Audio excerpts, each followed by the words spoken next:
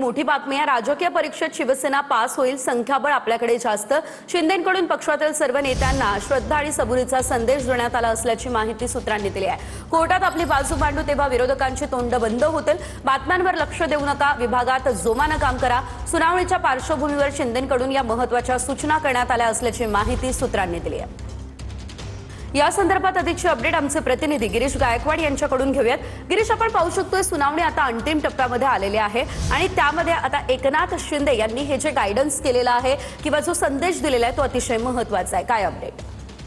नक्कीच सेजल, आपण पाहतोय की सुप्रीम कोर्टाची आज पुन्हा 2 वाजता सुनावणी होणार आहे आणि या सुनावणीवर एकनाथ शिंदे यांच्याकडून पक्षातील सर्व नेत्यांना श्रद्धा आणि सबुरीचा संदेश देण्याचा जो मंत्र आहे तो सुद्धा देण्यात आलेला आहे आणि सोबतच राजकीय परीक्षेत पुन्हा एकदा शिवसेना पास होईल, संख्याबळ आपल्याकडे जास्त असल्यामुळे आपली बाजू जेव्हा मांडू तेव्हा विरोधकांची तोंड बंद होतील। बातम्यांवर जास्त लक्ष देऊ नका, विभागात जोमानं काम करा आणि खासदार आमदार यांनी पक्ष संघटना कशी वाढेल याकडे जास्त लक्ष द्यावं अशा सूचना सुद्धा यांना देण्यात आलेल्या आहे। पक्ष संघटना मजबूत करण्यासाठी पदाधिकारी आणि कार्यकर्त्यांमध्ये बैठका आणि सुसंवाद वाढवा असे निर्देश सुद्धा एकनाथ शिंदे यांच्याकडून देण्यात आलेले आहे। त्यामुळे जेव्हा शिवसेनेकडून बाजू मांडण्यात येईल त्यावेळी नेमकं काय घडेल हे सुद्धा पाहणं तितकंच महत्त्वाचं ठरणार आहे। अगदीच धन्यवाद तुम्ही दिलेल्या सर्व सविस्तर अपडेटसाठी।